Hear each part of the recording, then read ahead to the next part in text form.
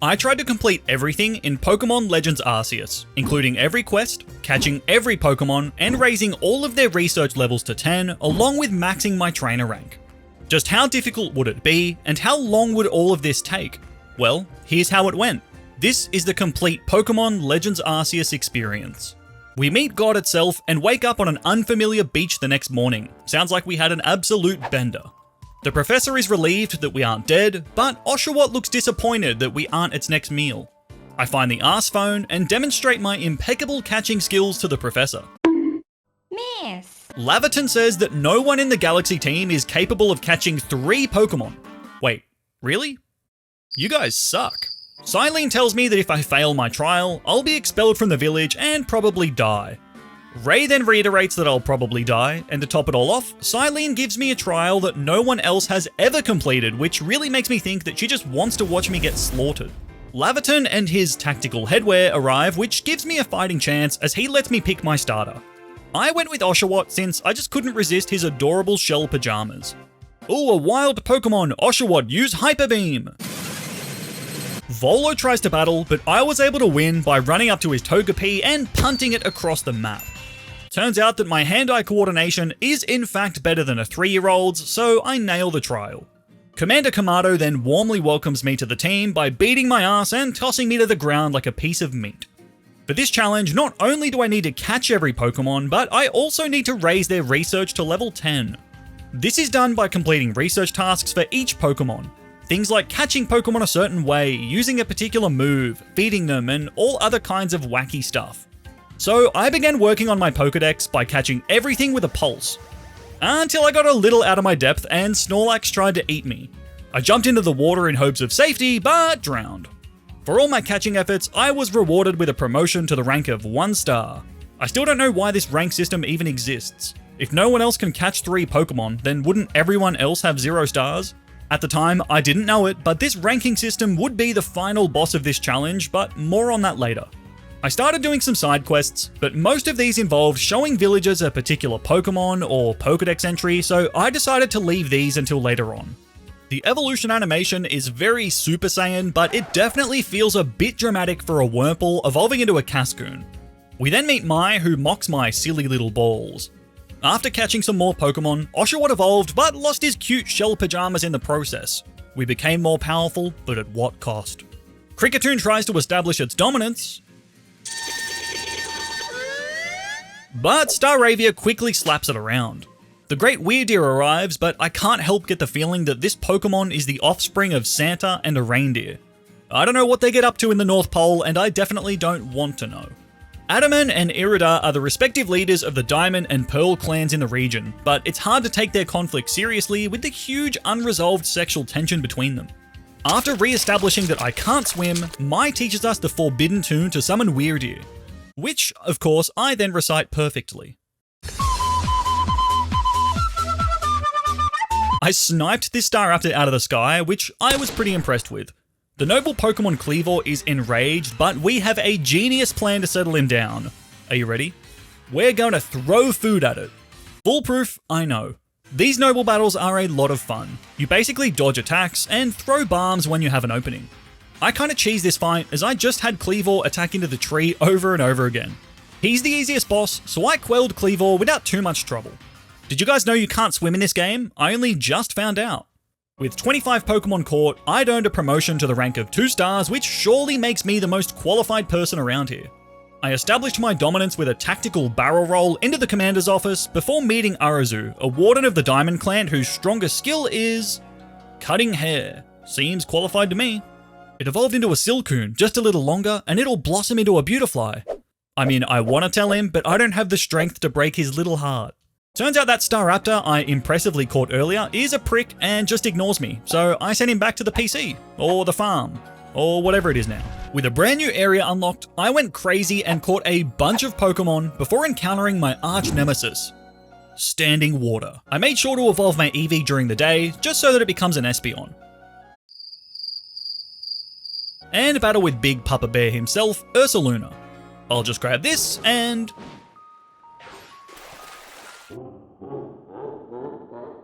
All that catching earlier gave me the 3-star rank, and this guy is still huffing copium. The next boss fight is against Lilligant. Its attacks are pretty basic, just jumps and wave attacks. Simply dodge those and throw some bombs for a pretty straightforward win. Here's some more evidence of my incredible Pokeball throwing skills. Truly unmatched. First try, baby. The third area is probably my favourite. It's a gorgeous coastline and I spent ages catching a ton of Pokemon here. Most notable, I caught a whole squad of Spheal because these roly boys are just too cute to ignore. Okay, this side quest is pretty good. This dude's stuff was stolen by Apom. We get it back for him, and the Apom apologise, only to rob him again straight away. Some real grifters. I caught the new Growlithe, who's a big fluffy puppy, and headed to the cliff. The story then gets surprisingly dark. This area has no noble Pokemon because the old one drowned. On the plus side, at least I'm not the only one who can't swim. After jumping all over this rock, I read the text, and turns out it's the grave of that dead Arcanine. So not only did I desecrate its grave, but I did it in front of its orphan son. Sorry. Dewott reached level 36 and evolved into the new Samurott who looks cool and gains a dark typing. There's a forbidden love subplot with a Diamond Clan and Pearl Clan member being in love. They talk about keeping the whole ordeal a big secret, but they can't be doing too good a job of that. I mean, I've known them for all of 5 minutes and they're already eager to spill all the details. In other news, now I can ride Basculegion, the double jumping fish who can slow time in midair. Gnarly. Long story short, the island is under attack and the orphaned Growlithe has an anime moment, evolving on its own at just the right time into an Arcanine. But it becomes enraged, so it's now my job to calm it down by throwing dog food in its eyes.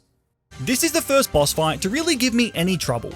I had no idea about its attacks, so I just sat there, like an idiot, letting it charge up its Spirit Bomb and just got wrecked. It's also got this big ring of fire, which is pretty annoying, but on my 5th attempt, my third eye opened and I slapped that big puppy around like I was Tyson in his prime. One Firestone later, and we had a fresh new Arcanine of our own. It's a fire and rock type, which is 4 times weak to water, further establishing why the former noble Arcanine drowned. After qualifying for my 4-star rank up, we're introduced to Melly. I can't help it, but every time I look at Melly, I'm reminded of that one scene in The Simpsons where Jimbo hides a football under his beanie. I can't be the only one that sees this, like why is the hat so big? What is under there? The next quest brings me to the Coronet Highlands. Oh, and don't mind that giant gaping hole in the sky, that's not important.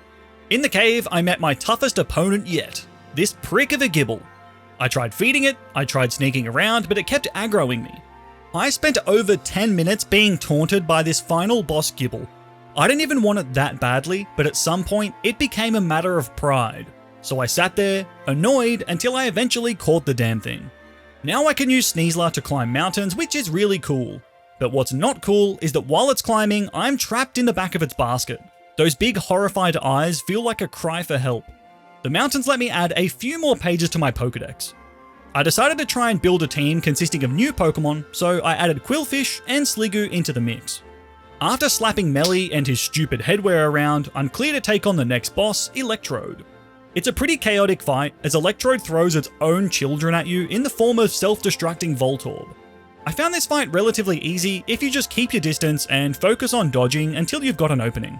Being the absolute pro gamer that I am, I calmed that electrified acorn on the first try. Wasn't even close. Will you two just fuck already? It's making everyone uncomfortable. Despite clearly being the only person around here who actually does anything, I'm not a high enough rank to continue the main story. So I backtracked to the first area and decimated the local Pokemon population. I then proved myself worthy of a 5th star with a total of 93 Pokemon caught. How? How is it staying airborne? Quillfish evolved into Overquill, a Pokemon who personifies stay the fuck away from me, and Voltorb evolved into Electrode. I had one more slot on the team, so added Scyther with the intention of evolving it into Cleavor. But here's the thing, I didn't know how to evolve Scyther, but I did know that it involved Scyther interacting with minerals only found in this region. Being the giant idiot that I am, I assumed that you needed to have Scyther break a certain number of Tumblestone rocks to evolve it. I mean, it sounds good in theory, right? So I spent hours doing this before finding that that's not how you evolve Scyther at all. To evolve Scyther, you need the Black Augurite item. Needless to say, I felt pretty stupid, but nevertheless pushed on to the final area. The snowfields here are packed with Ice-type Pokemon, so I took my time in exploring and adding a few extra pages to the Pokedex. This absolute Chad is just out here in a snowstorm without a t-shirt. That is a real Sigma grind set type of operator. After big braining some puzzles and narrowly avoiding having my throat sliced by Gallade, Diamond Clan Warden Sabi challenges me and whips out 3 powerful Pokemon at once. Sliggoo took down Rhyperior and Electrode cleaned up the last 2, but I was not expecting to be outnumbered like that. Anyway, now I can fly on Braviary, which makes travelling much easier. I had to fly onto this ice mountain, but old Sigma Grinder just climbed it with his bare hands. It was at this point that I found out how to actually evolve Scyther. So after slaughtering a family of Graveler, I was rewarded with the Black Augurite, which I then used to obtain Cleavor, meaning I finally had a fully evolved team. With that, it was time to take on the final noble Pokemon, and oh my god, it's huge! This thing could easily eat me like a snack. Avalugg doesn't move much, but it does lay down an absolute barrage of attacks. It took me 3 attempts to fully understand the attack patterns, which then became pretty predictable and easy to dodge. Combine this with Electrode abusing Avalugg's low special defense, and I somehow managed to take down this absolutely big unit. With all 5 noble lords calmed, the day is saved and... oh, well that doesn't look ideal. This blows my mind. So despite being the only person contributing around here, apparently it's my fault that the world is ending. Kamado gives me the mystery dungeon treatment and kicks me out of the village. And the worst part is, they wouldn't even let me buy a snack on my way out. Those ungrateful fuckers. But Silene does offer me one piece of sage advice. Don't die. Yes, thank you for that wisdom. Even the Pearl and Diamond clans won't help me after everything I've done for them.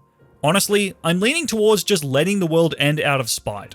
But just when I'm down and out, Volo appears and introduces me to his sassy Cynthia Grandma. She seems to know a lot, but how much can you really trust someone who dresses like royalty, yet lives in a tent? Anyway, there's a big lore dump here, but the cliff notes are that we need to assemble the Lake Trio and build the Red Chain to prevent the unfolding disaster. We get the choice of enlisting the help of either Adaman or Irida. I use the word help lightly because no doubt we will be doing everything. Regardless, I pick Adaman since I get some bad vibes from Irida's ankle GPS tracker that she's required to wear by law. Using the ungodly power of 5G, I blast a hole through Meesprit's cave, answer some questions, and job done. Yuxi, on the other hand, gave me way more trouble because it turns out I don't know anything about Pokemon. It asks me how many eyes Combi, Zubat, Unknown, Magneton, and Dusclops have. Don't look it up and try to answer this. I'll give you a few seconds, but pause the video if you need to. This took me way too long to the point that I'm a little embarrassed. Eventually though, my 2 brain cells sparked and Yuxi was on board. Last is Azelf, whose whole gimmick is testing your willpower by repeatedly asking you if you want to give up. This whole act was pretty transparent, but I'm sure there are people out there who got stuck here. And with that, boom, Red Chain. But it just so turns out that Kamado is already headed to Spear Pillar in hopes of stopping the disaster himself. What is he planning to do? Hip toss the space-time vortex with his bare hands? In hot pursuit, the game throws out a really abstract twist. So the Chef Right is actually a ninja, and the Chef Ninja is actually an undercover operative for Kamado. He pulls out some secret ninjutsu technique, and honestly, I was pretty underleveled for this fight. His Pokemon are tough, but with the way the new battle system works, we traded blows back and forth, giving me the win despite the level disadvantage. At the top of Mount Coronet, we then face Kamado, decked out in full samurai gear like he actually does intend to take on God in hand-to-hand combat. At the very least, you've got to respect the confidence.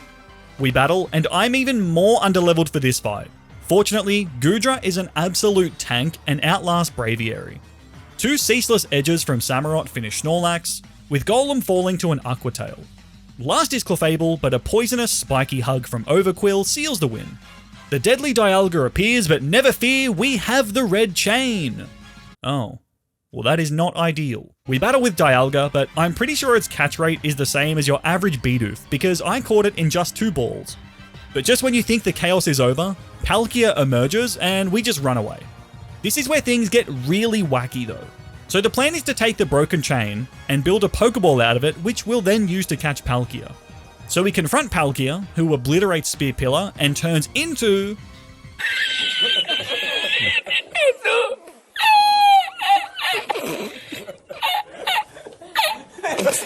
My little Palkia then squares up against me, and this was hands down the toughest battle yet. I was getting slapped around. But by my 4th attempt, I was pretty dialed in, firing on all cylinders, sending that pony to the glue factory. With Palkia captured, the day was saved and everyone rejoiced. Except not really. See, we still had to collect the remaining elemental plates. This basically involves catching a bunch of legendary Pokemon across the region who each give me one of the sacred plates. The catch rates are pretty high, and I was able to knock these out pretty quickly. Other than that, Kamado surrenders one plate after defeating him, and Kogita gives us the Pixie plate.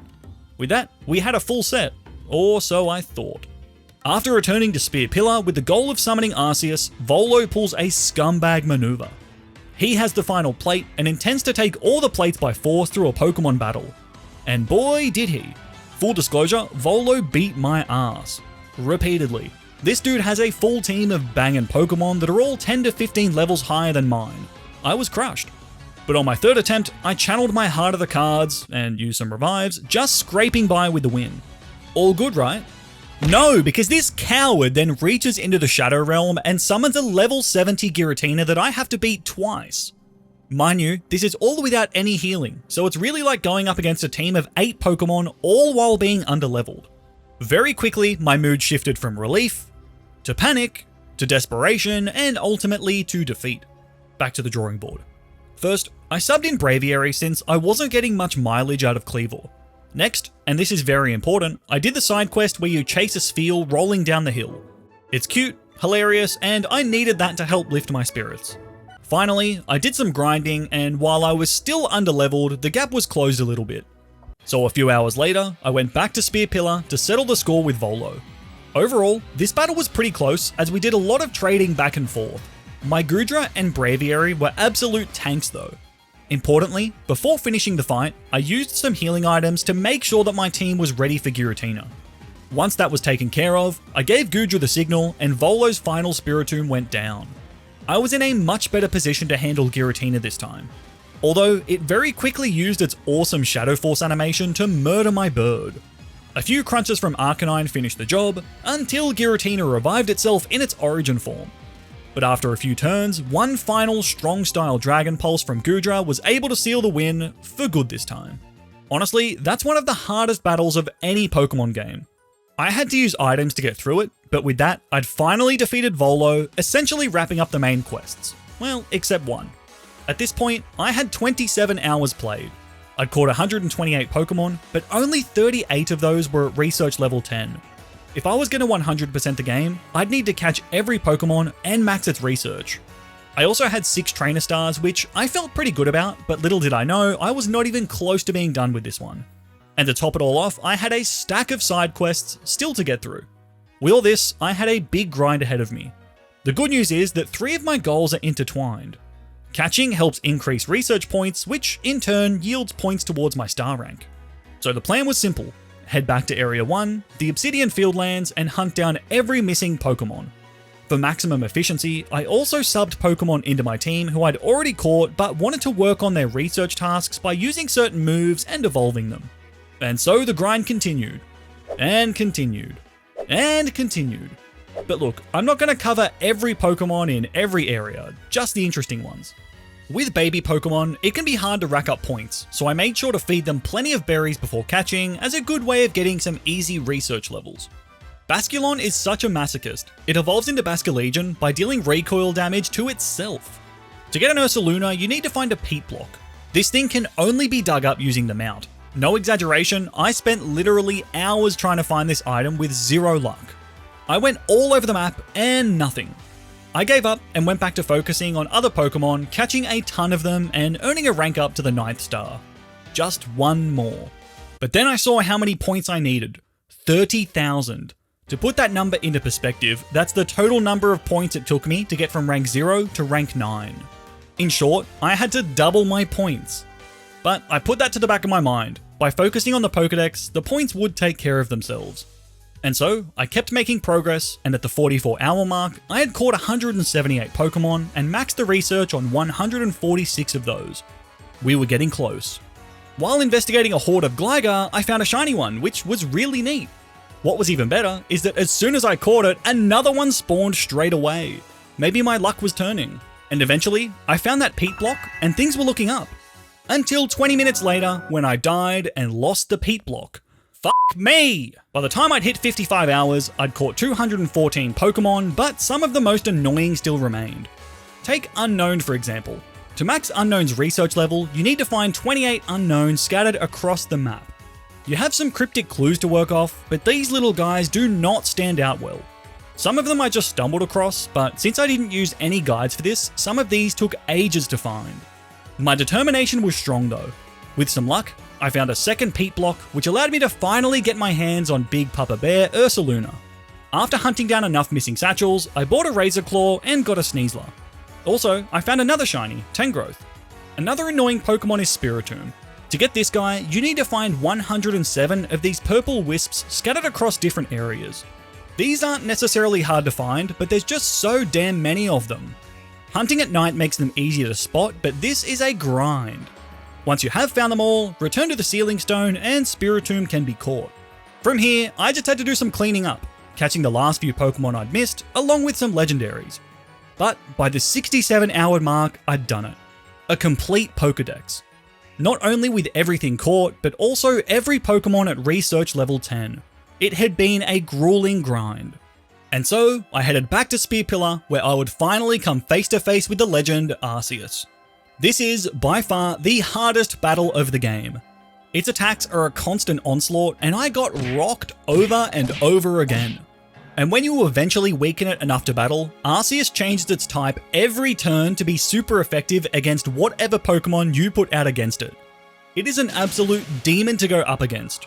I was struggling and decided to ignore battling Arceus with my Pokemon and instead focus on learning its attack patterns. This was still not easy.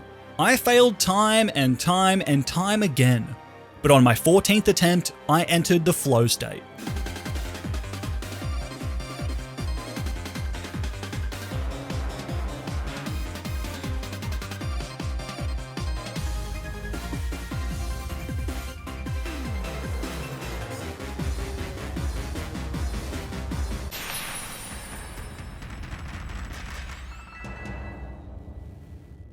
And with that, I'd obtained Arceus and the Shiny Charm, along with completing the Pokedex, and my journey was complete. Almost. Of the goals I'd set out to achieve, 2 still remained. First, the side quests. Most of these are trivial at best. Obtain this Pokemon, complete this Pokedex entry, things I'd already done. But some of them were pretty wacky, like Wanda gets lost and Ursaluna sniffs her clothes to find her. Flexing on this guy with my monstrosity of a Weasel. Wanda gets lost again. Using God to slap Adamant around. The woman who cuts off parts of her Tangela to cook with. The bothersome Bidoof that are actually just chillin'. The dancing Clefairy. Wanda gets lost, but she wasn't actually lost, but Zeke went looking for her and now he's lost. And Pessel's small request for 100 leaks. It took a few hours, but eventually I'd ticked off all 94 side quests, meaning I had just one goal left, the 10-star rank. I'd made good progress, but it had slowed considerably once I completed the Pokedex. Points were much harder to come by now. All I could do was catch Pokemon. On one specific trip, I caught over 80 Pokemon and only earned 700 points for it. But still, the grind continued.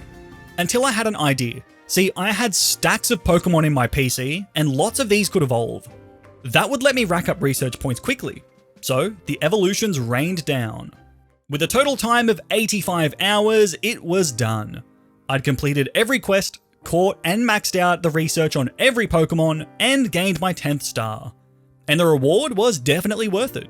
20 of the finest rare candies, a slap on the ass, and a satisfaction of a job well done. This journey was an unbelievable grind that took me to every corner of the region. It was grueling at times, and this game is by no means perfect, but I had a lot of fun playing it, and I think that's the most important thing. If you enjoyed watching, like the video and leave a comment telling me whether or not you're enjoying the game. Take care, and I'll see you in the next video.